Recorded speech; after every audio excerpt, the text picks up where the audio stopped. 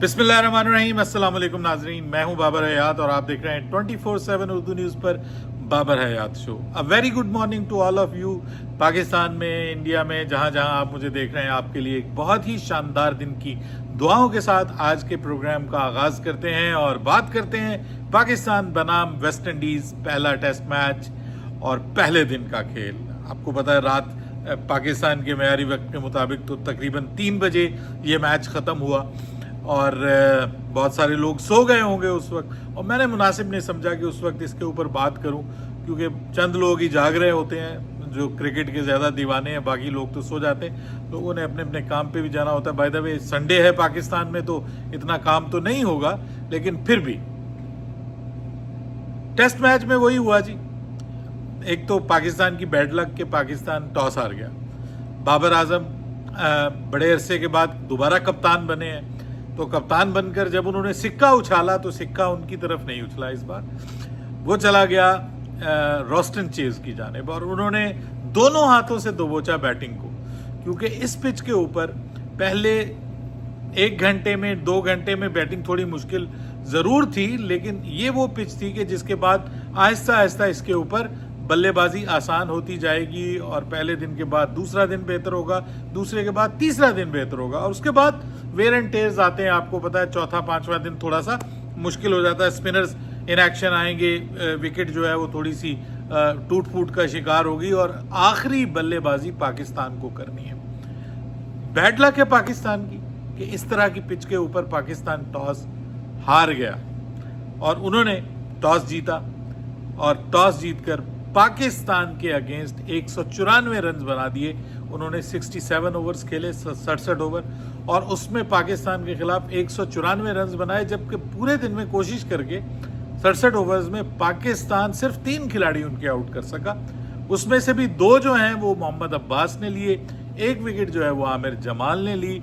और मेरा जो खदशा पाकिस्तान के हवाले से था ना जी, वो यही था कि पाकिस्तान को बैटिंग का इशू नहीं होगा यहाँ पे, क्योंकि ये पिचें जो है ना यहाँ ख़ास तौर पे वेस्ट इंडीज़ में और ट्रिनिडाड एंड टोबैगो में जो ब्रायन लारा क्रिकेट एकेडमी की जो ग्राउंड है उसकी भी पिच इसी किस्म की लग रही है कि उसके ऊपर घास ज़रूर है लेकिन नीचे से बड़ी सॉलिड पिच है और बल्लेबाजों के लिए काफ़ी साजगार होने वाली है ये पिच। और यहाँ पे मैं समझता हूँ कि पाकिस्तान ने जो 4 बॉलर्स खिलाए हैं ना जी, इसके अलावा आपके पास चारा नहीं था।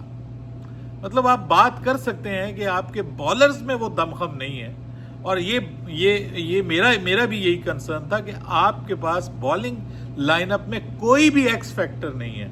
हमेशा पाकिस्तान के पास हुआ करता था कि कोई एक आपके पास बॉलर, या फास्ट बॉलिंग में बहुत फास्ट बॉलिंग होती थी आपके पास 140-145 प्लस की रफ्तार से बॉलिंग करने वाला, या फिर आपके पास कोई स्पिनर ऐसा होता था सईद अजमल की शक्ल में, यासिर शाह की शक्ल में, कि जो आपके लिए गेम चेंजर बनता था, मैच विनर बनता था, कीपिंग कंडीशंस इन माइंड। और या फिर आपके पास कोई फास्ट बॉलर ऐसा होता था। मतलब मोहम्मद आमिर के बाद मुझे नहीं लगता कि कोई फास्ट बॉलर इस किस्म का पाकिस्तान के पास आया। शाहीन शाह अफरीदी शुरू में दिखाई दिए, लेकिन आपको पता है कि शाहीन शाह अफरीदी की फिटनेस एक इशू है। अभी उनका वो वाला मसला भी चल रहा है, वो जो लंकन प्रीमियर लीग में हुआ उनके साथ, उनको बिठा दिया गया मैच में।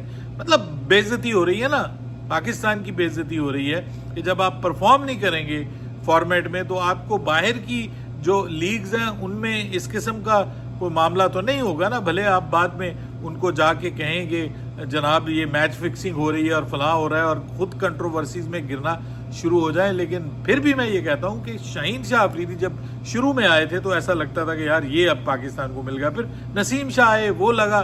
मतलब फिटनेस हमारी ऐसी है पाकिस्तानियों की कि 2-4-5 टेस्ट मैच खेलते हैं, उसके बाद ठुस हो जाते हैं। अभी हमारे पास कौन सा कोई ऐसा एक्स फैक्टर मौजूद है, कोई ऐसा बॉलर मौजूद है कि जिसके ऊपर हम रिलाय कर सकेंगे यार ये गेम चेंज कर देगा। ये डेड पिच जो है ना, ये जो लेस बॉलिंग फ्रेंडली पिच है उसके ऊपर भी अच्छी बॉलिंग करेगा। हमारे पास 1-2 लड़के हैं। अभी बिशप को मैं सुन रहा था आज कि उन्होंने कहा कि भाई जो वो लड़का है अली रजा, उसको तैयार करें आप अपने लिए। वो 145-150 के राउंड अबाउट बॉल फेंकता है, आपका डोमेस्टिक भी खेला हुआ है, आप उसको फिटनेस के जो उसके इश्यूज हैं उनको रिजॉल्व करें, उसको तैयार करें, अपने साथ लेके आए इन लड़कों को कि जो अच्छी बॉलिंग करने वाले। आपके पास उबैद शाह है, ठीक है, आप उबैद शाह को नहीं खिलाना चाहते, अभी उसका इतना तजुर्बा नहीं है, लेकिन एक सरप्राइज के तौर पे आप उसको एंटर कर सकते थे, क्योंकि वेस्ट इंडीज के अगेंस्ट आपने ये जो बॉलर खिलाए हैं ये वो बॉलर्स हैं कि ये जो 4 रोजा मैच है ये सारे बॉलर्स जो है वो उसमें इन्होंने बॉलिंग की है, तो इसमें कोई भी सरप्राइज नहीं था आप उनके बल्लेबाजों के लिए। और ख़ास तौर पे जो इस वक्त उनके बल्लेबाज दोनों बल्लेबाजी कर रहे हैं उनमें ख़ास तौर पे जो होज है, आप देखें कि वो किस ज़बरदस्त तरीके से बल्लेबाजी करता है। हालांकि पिछले 2 टेस्ट मैचेस में उसने श्रीलंका के खिलाफ वो चल नहीं पाया, और आपको पता है कि जो किसी टीम के खिलाफ नहीं चलता पाकिस्तान के खिलाफ वो चल पड़ता है। और पाकिस्तान के बॉलर्स इतने अच्छे हैं कि ये फ्लॉप से फ्लॉप बल्लेबाज को भी फॉर्म में वापस ले आते हैं। अब आप उसको वापस ले आए हैं, उसने पहले आपके अगेंस्ट 92 किया उसने, ये जो 4 डे मैच है, अब भी वो ज़बरदस्त खेल रहा है, 89 पे आई थिंक पहुंचा हुआ है, 88 पे, तो वो ज़बरदस्त किस्म की बल्लेबाजी कर रहा है, साथ उसके शे होप है। मतलब मैं मानता हूं कि वो वेस्ट इंडीज़ भी स्लो खेला है, वो मुझे पंजाबी की ज़रबुल मिसल है, मैं बोलना नहीं चाहता, आप खुद समझ रहे, मतलब दोनों टीमें एक जैसी हैं, मतलब वो दोनों के ऊपर आप कोई भरोसा नहीं कर सकते। वो बल्लेबाजी में घबराए हुए हैं कि वो सोच रहे हैं कि शायद पाकिस्तान की बॉलिंग हमें ले डूबेगी। मतलब 194 रन 67 ओवर में 2.89 की एवरेज के साथ, रन रेट के साथ आप बना रहे हैं, तो आप भी ने भी कोई तीर नहीं मारा। देखिए, जिस बॉलर की बॉलिंग मुझे ऐसी लगी कि उसने वेस्ट इंडीज़ को, एक तो मोहम्मद अब्बास, तो आपको पता ही है कि मोहम्मद अब्बास के पास जितनी भी उसकी स्किल है, जो उसकी लिमिटेशंस हैं, उसमें वो पता है उसको कि मुझे क्या करना है, और 2 विकेटें उसने आपको लेके दी। पहली तो खैर अनफॉर्चुनेट रहा, जो पहला जो किंग आउट हुआ वो तो अनफॉर्चुनेट था, दूसरी विकेट उसने बहरहाल ज़बरदस्त ली है जंगू की, जबकि आमिर जमाल ने भी एक अच्छी विकेट ली। बाकी आप देखें यार, 125 की रफ्तार से अब्बास बॉलिंग कर रहा है, 130-31 की रफ्तार के साथ जो है वो खुर्रम शहजाद, इसी से रफ्तार के साथ जो है वो मोहम्मद अली, वो जनाब जोर ऐसा लगा रहे हैं, आ की आवाज़ें आ रही हैं।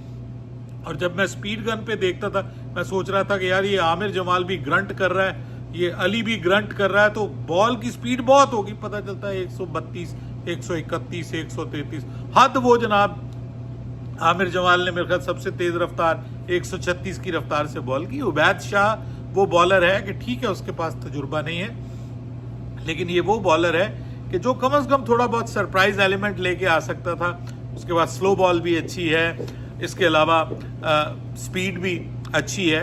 लेकिन बहरहाल मैं ये समझता हूँ कि पाकिस्तान को आज जो है वो आज का दिन पाकिस्तान के नाम नहीं रहा, ये बात तो तय है।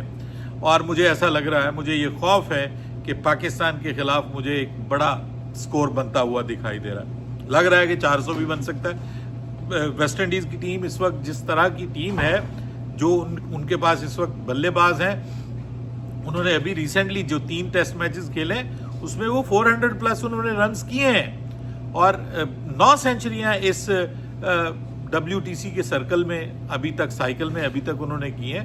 तो उनके बल्लेबाज ज़बरदस्त फॉर्म में दिखाई दे रहे हैं। जस्टिन ग्रीव्स जो है वो भी बड़ी ज़बरदस्त टच में दिखाई दे रहा है। फिर रोस्टन चेज तो बहुत बड़ा चिपकू है, वो तो जान ही नहीं छोड़ता, वो तो आउट ही नहीं होता। तो आगे आगे चलिए, मुझे थोड़ा सा परेशानी हो रही है पाकिस्तान की बॉलिंग को लेके, क्योंकि वो चीज़ नहीं है, वो दमखम नहीं है। ठीक है, आप लाइन ऑफ लेंथ पे बॉल करेंगे। खुर्रम शहजाद बहुत अच्छी स्विंग कर रहा था, बड़ी अच्छी बॉलिंग उसकी मुझे लग रही थी, और वो टफ टाइम भी दे रहा था।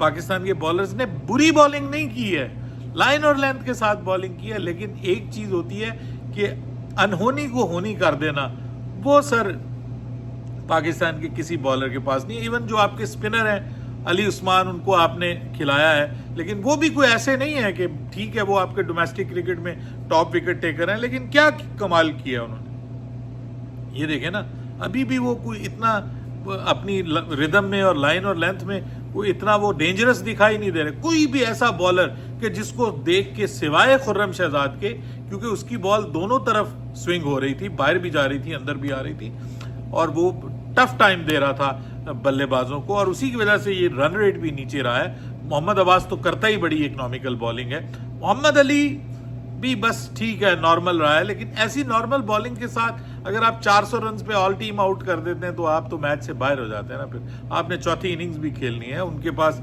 जो स्पिनर है वो वरीकेन, वो विकेटें ले चुका है आपकी 13 आपके अपने मुल्क में आके। तो तैयारी पकड़िए, हालात मुश्किल है पाकिस्तान के लिए। वेस्ट इंडीज का पलड़ा भारी है। पहला दिन पाकिस्तान को सोचना पड़ेगा कि पाकिस्तान को आज कमबैक करना है। अगर पाकिस्तान नहीं करेगा कमबैक तो सिचुएशन पाकिस्तान के हाथ से निकल जाएगी और इस मैच का नतीजा कोई बहुत अच्छा होता हुआ मुझे दिखाई नहीं दे रहा। अपनी राय दीजिएगा कमेंट सेक्शन में। बाबर हयात को इजाजत दीजिएगा। अल्लाह हाफिज।